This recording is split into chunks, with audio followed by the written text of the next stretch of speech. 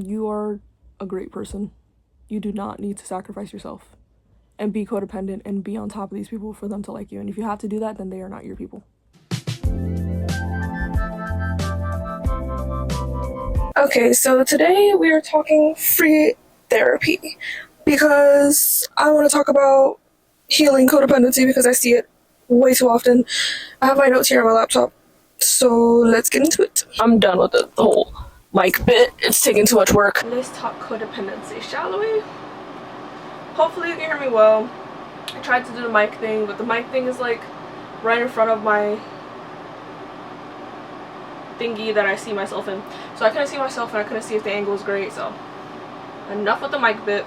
Anyway, codependency can just basically be described as giving yourself up to make sure everyone around you is doing better or staying in a way. So the way Google describes it is a dysfunctional relationship dynamic where one person excessively relies on others for their self-worth and identity, causing them to constantly sacrifice their own well-being and to fix or care for their partner, often enabling destructive behaviors in the process. And a lot of the time when it comes to codependency, a lot of people will just be like, oh, but that's just the way I am, I'm just so caring and selfless and that's just me, not realizing how destructive the behavior can be. So let's talk about the key characteristics of being codependent. It's poor boundaries, extreme people-pleasing, enabling behaviors, low self-esteem, and hyper-focus on others. So the reason I made this video is because a while ago, one of my coworkers, they were complaining, ranting about their life, yada yada, everyone does it. But he kind of said something along the lines of like, he knows he's codependent and that he thinks everyone is like that. And my instant reaction was, well, I'm not like that. But the thing is, I used to be. And I'm saying this because my AC turned off. The fact that everyone is always like, oh, being codependent is just how someone is. Like, that's just how they are. And, like, you can't fix it or, like, whatever. But you can. I'm not saying you have to, like, fix yourself or change yourself completely.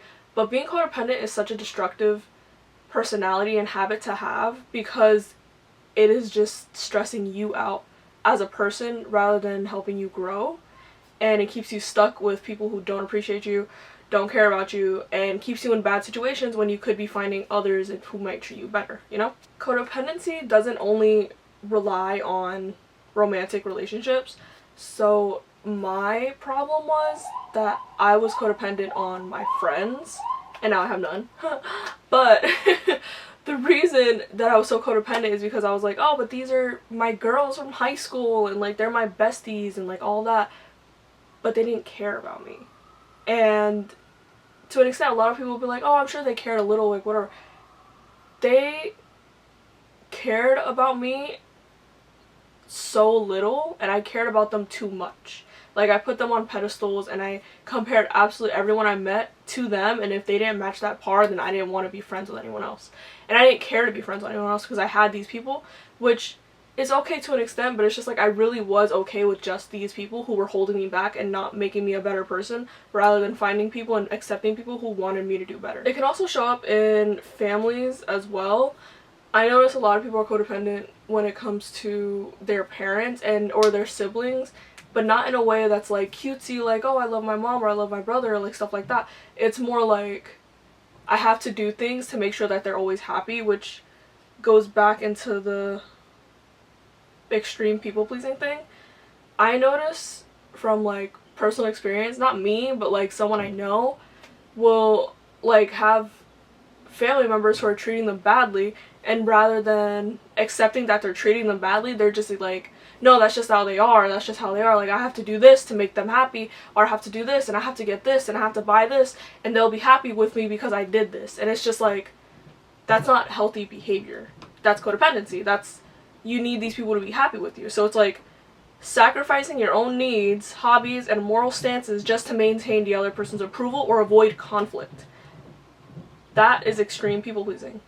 Being nice to someone and getting someone something because you want to is cool, but being nice to them, getting them something because you know like this will avoid whatever problem they might have with you, that's an issue. Another thing with codependency is that it can show up as like, you might think that, oh, I'm not that codependent, but then you're constantly thinking like, do they like me? Like, do they really want to be friends with me? Do they really want to, like, it's, you need the constant reassurance, which can be draining for someone who is not codependent. So I think because my old friends were not codependent with me, they were codependent with other people, and it is selective. They were codependent with other people, but they were not codependent with me. So me being codependent with them made them tired of me very quickly because I constantly needed reassurance because they were not caring about me as much as I cared about them, you know? Feeling responsible for other people's emotions. A lot of things with codependent people is that when something happens, it's like, oh, it's their fault completely. Even though it has nothing to do with them, it could be the most minor thing, it's already their fault. Like, it could be just driving down the road and someone is giving like a dirty look just to give a dirty look. Like, maybe they're mad about something that has nothing to do with you, but they think, what did I do? What, I didn't do anything. What did I do? I'm doing everything right. What did I do? But they don't know this person. It has nothing to do with you. And that's like a codependent thing of like wanting to be liked and wanting to make sure everyone around them is doing well even if you don't know them, you know? Is into the characteristic of low self-esteem, which is like a deep-seated sense of not being enough on your own, leading to an over-dependence on being needed by someone else to feel valuable. So when codependent people are seen as like not liked, they will take it so personally that it would be like damaging. That's when they go into like the extreme people pleasing, or like they'll just feel like guilty because they feel like they did something wrong, you know? It's the hyper focus on others as well, obsessively worrying about another person's thoughts, feelings, or actions while completely neglecting your own mental health. Because those people don't matter. Like, they don't matter about how they feel about you because you don't know them, you know? Okay, yeah, so fear of disappointing people also ties into the whole thing that I was just talking about, but that's with like enabling behaviors in a way. What was it again? Yeah, fear of disappointing people. So enabling behaviors is attempting to rescue a loved one by hiding their mistakes, covering up for their irresponsibility, or bailing them out of trouble. So a lot of the time when people are codependent, instead of telling someone, hey, like even if they're doing something drastically wrong or if they're in trouble, a codependent person, if they care about you, if they're codependent with you, will try and make everything better for this person even though it has nothing to do with them. Like, go out of their way to, oh, this person had a bad day, let me get them their favorite foods, their favorite whatever, blah, blah, blah, knowing that this person would never do that for them, ever. But they will do it for them because it's just like, I'm just a kind person. But then eventually you do all these things, you realize how much this other person does not care, and it catches up to them, and it'll be like, but I did all of this for them, like, why don't they care about me? Because they didn't ask you to do that.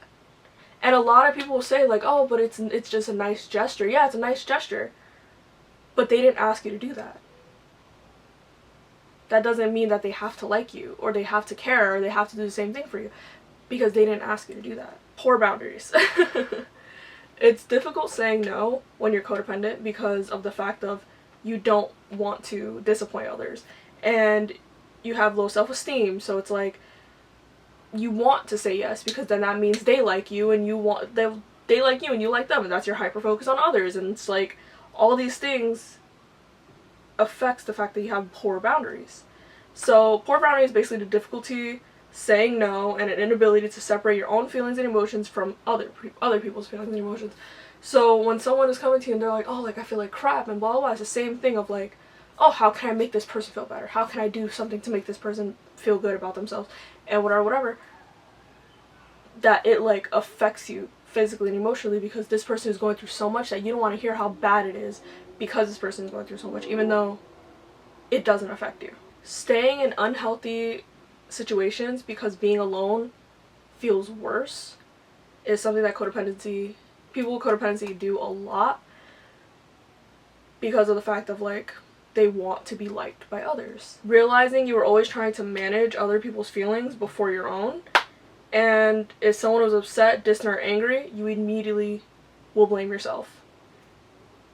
And then you will do everything to keep these people around you, but it's like, these people are making you feel this way. They know you're there, that they're making you feel this way, and they don't care. The problem with me was like, I became so focused with like, it wasn't about keeping the peace, because if something bothered me I would tell someone, but it was more like, this really bothers me that you're doing this, but I still want to be around you.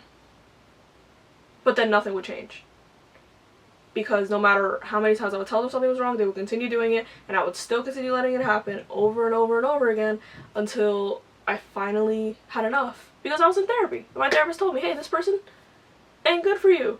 They suck. And she literally pulled me out of that codependency. Codependency can come from a few different things, like childhood environment, emotional neglect, unstable relationships, being praised for being mature, learning that love had to be earned, fear of abandonment, and anxiety attachment patterns. So, insecure attachment styles is heavily linked to anxious and disorganized attachment. Children with inconsistent caregivers learn to over-accommodate to prevent abandonment and keep the peace.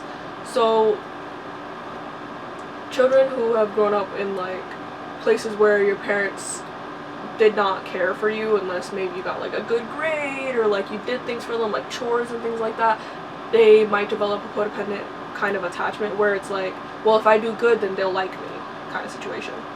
Dysfunctional family dynamics, which often learned in homes with substance abuse, chronic illness, or abuse, the child adopts the fixer or caretaker role, internalizing the belief that their needs don't matter. So it's like taking care of others before yourself because, well, they need me more than I need myself. Like I need to take care of them because I'm fine.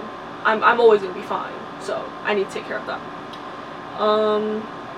Other defined self-worth is a deep-seated psychological reliance on external validation. Codependents feel enough only when they are needed by others, struggling to establish firm personal boundaries. So they love to be asked, like, can you help me with this? Can you help me with that? Can you? Because it will make them feel liked. It'll make them feel loved. It'll make them feel wanted. So that's why it's so hard for them to hold boundaries, or for you, if you're watching this and you're codependent, to hold boundaries because you want to be wanted. Everyone wants to be wanted, but at some point when you're putting all these other people's needs over yourself, that's the problem. That's where the problem begins. The enabling cycle. This would originate from being praised for being like mature is like that thing where a lot of parents for some reason are like, oh, well, I don't have to worry about you, so that's why I don't like bother. Like I don't bother because I don't have to worry about you. I really have to worry about like your brother, your sister, or whatever, because they need my help more than you, but I don't have to worry about you. You're mature, you know how to handle things. So that's what a lot of codependent people do. They handle things on their own and they help others, or they help their parents, help whoever they need to help, because it's a lot easier and they feel loved and wanted, because guess what, like now they're bonding with their parents by helping. A lot of people who struggle with codependency grew up feeling like they had to earn love by being used, by being helpful, being quiet, emotionally available, or easy to deal with. So at some point you stop asking like, do I feel safe, and start asking, how do I make them stay? Like you stop asking, am I happy here, and instead being like, well, I'll be happy if they stay here though, so I have to make sure they stay. That mindset can really make you lose yourself in relationships and really make you lose who you really are. I feel like through the friendships that I had, I completely lost myself because I feel like I don't have a personality anymore. And I have new friends and I hang out with them, but I feel like every time I do, it's like I'm building a whole new person again. And it's a very stressful give and take kind of situation where I feel like I don't know if I'm funny enough anymore, or if my jokes land, or if anything. I don't know if I'm enjoyable to be around because of how fake my other friends were. It's really hard to differentiate because I was in such an unhappy environment while still trying to make them stay with me when it never made sense. So how I knew it was becoming unhealthy was the fact that I was feeling absolutely drained every single time I hung out with them, or after I hung out with them. I lost interest in my hobbies. I stopped recording my YouTube videos for a very long time. I was overthinking texts. I was overthinking our interactions. I'd be like, hey, like what they said was kind of weird. but I wouldn't have anybody to talk about it with because like they were all friends, and if I said one thing wrong, the whole group knew I said something wrong. Like, it was weird. I neglected myself in a way. Like, it was like I had to dumb myself down in order to make sure they felt like better than me, because that was their thing. Like, they wanted to feel better to me all the time, and they made me feel like I was less than.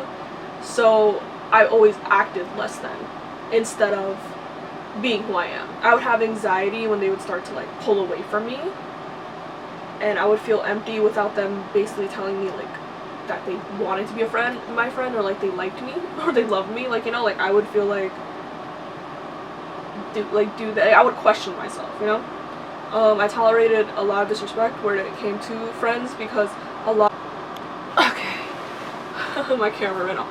A lot of the time, my friends would tell me to just keep the peace instead of standing up for me, or telling me to stand up for myself.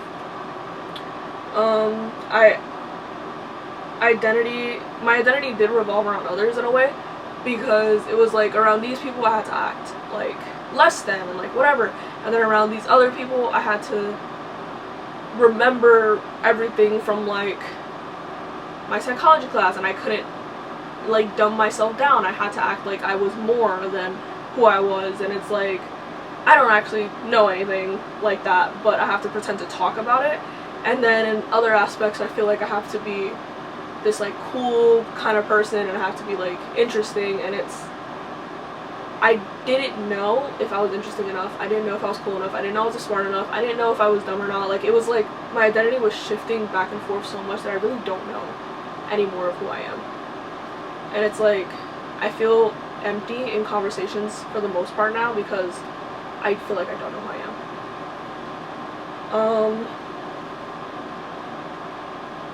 I knew every detail about everyone else's emotions, but I couldn't answer basic questions about myself anymore, and that was like a really big issue that I had for a while. After I stopped talking to everyone, I still haven't really gotten around to being able to figure out who I am anymore, because I'm so stressed and dealing with other things that it's just so below my list of priorities. But now with like so much time I have, I'm definitely gonna start doing that again. What healing actually looked like is not after I stopped talking to these people, but more like what led up to me stop talking to these people. Something I did a lot was set and maintain healthy boundaries. So if I told like these people like, oh, like I'm busy until this time, I would leave at that time, and they would be like, oh, well, like why are you leaving, or why are you doing that, blah, blah, blah. It's because I want to. I don't want to stay here longer than the time that and it might sound really rude or really mean, but if I have things to do after that, I have to go and do those things. I'm not going to sit here and worry about all the things that I need to do, you know? So learning boundaries was really great. A lot of the time it would suck though, because it'd be like, oh, like I'll hang out with one of my friends, I'm like, oh, like, but I have to leave at like 4 because I'm gonna go hang out with my boyfriend, right?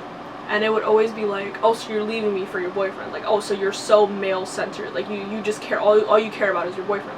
And it's like, they knew that I actually made time for them. Like, I was supposed to hang out with my boyfriend earlier, but I told him that I wouldn't see them until 4 because we still had plans, like, me and him. So, obviously, I'm still going to go see him. But at least I extended our time instead of, like, I was supposed to see him at 12, now I'm seeing him at 4 hours later. And I would always be seen as like the male-centered, all I care about my boyfriend friend, right? I spent a lot of time alone, which was annoying at first, but now it's very comforting. I really like being alone a lot more than being around people, which maybe isn't that great, but still. I spent a lot of time reading. I do this thing where I go back and forth from like an educational book and then to like a fun book, like a whatever, you know? So I would do that. I started rebuilding my confidence slowly by doing things like I cleared out my entire closet of clothes that I felt like just were not me anymore, and I started buying new clothes that I feel like would bring my personality out more. I figured out my signature like makeup that I like. I figured out I cut my hair the way that I wanted it to be. Like, I did things that would benefit me, but without asking like people, what do you think if I did this? What do you think if I did that? what are your thoughts about this dress that I want? Like, I stopped asking that because when I did ask it before, they would just kind of like dismiss me, and that's the kind of like, I guess that was my form of like reassurance that I didn't get, because it was like they didn't care about the things that I was interested in. So I just did those things by myself without questioning anybody or asking anybody what they think of this and what they think of that, because it was like not helpful coming from their mouths anyway. I reconnected with my hobbies and passions by posting more on YouTube. I know I've been lately, but a lot's been going on, but like posting on YouTube a lot more again. And the thing is, they used to make fun of me for posting on YouTube, where they used to be like, oh, like, you act like this is really gonna do anything, or like whatever. And it's just like, to the point, it's just like, I like posting videos, I like doing this. So it's not even the fact of like, do I hope I get to do this for funsies and like get paid? Of course. Am I just going to stop everything and pursue it? No, because I am trying to be realistic. But the fact that they like basically bullied me out of, and bullied me that so much that it made me stop making videos, was not okay, because I really did enjoy it. I still do enjoy it. Therapy and self-reflection. So the thing in therapy was, I went to therapy because I felt codependent with my boyfriend, and that was like really easy to like get out of. But then my therapist noticed that I wasn't only codependent with my boyfriend, I was codependent with my friends as well, and the codependency with my friends were way worse than the codependency with my boyfriend. So I went to therapy, and she basically told me that I'm in an abusive relationship with my best friend and I don't even know it. And it was like literally insane, which I can make a whole other video, I guess, about that. But she made me realize that, and I was like, okay, what do I do? And she said, I want you to stop texting her and see how much she texts you. And the thing is, I've done this in the past with people, but with other people that I really just didn't care about that much, or like I knew were bad for me. But this one person I just really couldn't do that with. So I did, and she texted me all of twice and never asked me to hang out. So eventually I was just like, okay, I'm done. Like, you let me know when you want me back in your life, and she's never let me know. So that's how that is. And it's been like 3 years now, I think. I don't even know. But like, I don't know. At some point I also had to sit with like the discomfort of like, okay, so my camera died, so we're just gonna try to wrap this up as quick as possible on my phone, I guess. Some point I had to sit in discomfort because I was like, oh, well, I lost all my friends, that's great. And it was like, boom, boom, boom. Like, if I lost one of them, the whole group went, because they were all followers. Anyway, so to heal from codependency, you have to set and maintain healthy boundaries, have a strong support network, which my family's great. I really don't need anyone else. Like, my boyfriend's great. I really don't, like, I'm okay. I had other friends that I could talk to and hang out with. It really wasn't that bad for me. Others could be different, but it's better to find your people rather than being stuck with people who treat you like crap. Cultivate or prioritize self-care greatly, because that alone time that you have with yourself and caring for yourself really gives yourself all the reassurance that you need. Jesus. Cultivating independent interests and behaviors. Go back to your hobbies that you lost interest in, that they made fun of, that whatever. Go and do things that will make you happy, because at the end of the day, you're the only one that you're stuck with, so you might as well do something that you're happy with in the time that you're alone, because you will be alone a lot in your life, and it's okay to do that. It's okay to be alone. It's okay to do things alone. Work through unhelpful thoughts or an overdeveloped sense of responsibility in therapy. So work through the fact that, like, okay, you might miss these people, but they did not treat you well. It's okay to just move on. It's okay to just leave them behind. As much as you miss them, whatever, much as you think about them, it doesn't mean anything. It just means that your codependent brain is like, but we need them, and we don't need them. Strengthen your distress tolerance and emotional regulation skills. My biggest way to regulate my emotions is meditation, breathe, like learn some breathing exercises. I use the 4x4 rule, which is like, you breathe in for 4 seconds, you hold it for 4 seconds, breathe out for 4 seconds, hold it for 4 seconds, kind of situation. Yeah, I use that. That's really great. Painting is a really great way for me to calm down. Exercise is really great for you to just get out of your head for a little bit and focus on other things. And my biggest thing is just not caring anymore. You don't have to care so much. Caring sucks. Don't care about people. Like, not in that way, but like, it's okay to put yourself before others, you know? Practice mindfulness, practice self-awareness, because being alone with yourself and knowing yourself and finding out who you truly are is the best possible thing you can do, rather than only dealing with who people think you are. You know, I feel like this video is only supposed to be 15 minutes. You deserve relationships where you don't have to shrink yourself or put yourself down to keep people comfortable around you. You can love people deeply without losing yourself in the process. And if anyone calls out anything that you do and say you're doing too much, you're doing whatever, they're not doing enough. You're not doing too much. They're not doing enough. They're just jealous that you have an actual personality that doesn't conform to whatever group they're a part of. Like, you have no idea how many times people people who knew that I had a YouTube channel knew because these people would tell them that I had a YouTube channel. And it's like, I never brought it up because I was like embarrassed about it, because all the people did was make fun of me about it. So it's like, I remember one time I was in like a dorm room with like my friends and stuff like that, and their friends, you know? And one time, which I never did this before, she was like, oh yeah, you know, like she makes videos and she always tells us to repeat stuff on camera and stuff like that, whatever. Never did that. I've never done that. I do it now because I can, but I never did that at the moment because like there was nothing like that. And she was like never in my videos. She never wanted to be in my videos. And then other people would like make fun of me doing videos, but then would try to post videos themselves. And then when they didn't do well in the first video, obviously the first video wasn't going to do well, they would like never post again. Oh, I'm never doing that again. It's so embarrassing. You don't have a work ethic. You're boring. Like, that's the problem. Anyway. Healing codependency is realizing your worth isn't tied to how much you sacrifice.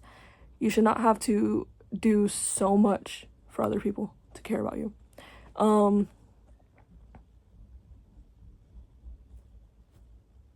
You are a great person.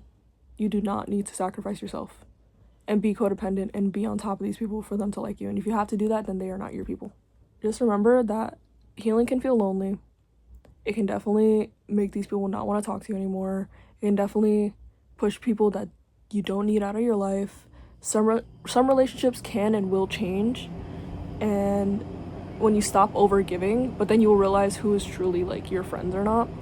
People may call you different. People may call you selfish, but it's fine because you were selfless for so long that it's okay for you to be selfish now. You will grieve the version of you that survived all that, and healing is not linear. Some people only like the version of you that had no boundaries. They want the version of you that would be like, yeah, I'll drop everything for you. I will drop absolutely everything and I will do anything you want because I want you in my life forever and ever and ever. But they will not ever do anything like that for you. When you stop people pleasing, you start to see who benefits from you and who doesn't. Like, a lot of the times my boyfriend will be like, oh, aren't you worried that we'll run into like here or whatever? And I'm like, no, I'm not worried, because most of the things that they went to, it was because of me. I would tell them where to go, and I would tell them all these events going on and like and I would be the one that's like, oh, let's go here and there and blah blah blah. I'm not worried about running into them at all, actually. They will never be at the events that I'm at because they never cared about them before, so why would they care about them now? Anyway, with that being said, codependency is not something that you have to be. You don't have to be codependent. You can definitely work on it. You can definitely not care as much as whatever. And whoever leaves you after you stop being codependent was never your friend or never cared about you in the first place. Even if they're your family and even if they're your boyfriend, girlfriend, whatever, they never cared or loved you in the first place. They only loved and cared about how much you would sacrifice for them to be happy. So, no, this is not just the way you are. This is just the way people like you. fix it. Work on it. Read up on it. If you have any questions, leave me some comments below. If you want any other advice on free therapy, whatever, let me know down below. Like and follow me on everything. Please and thank you. And I'll see you guys in the next one.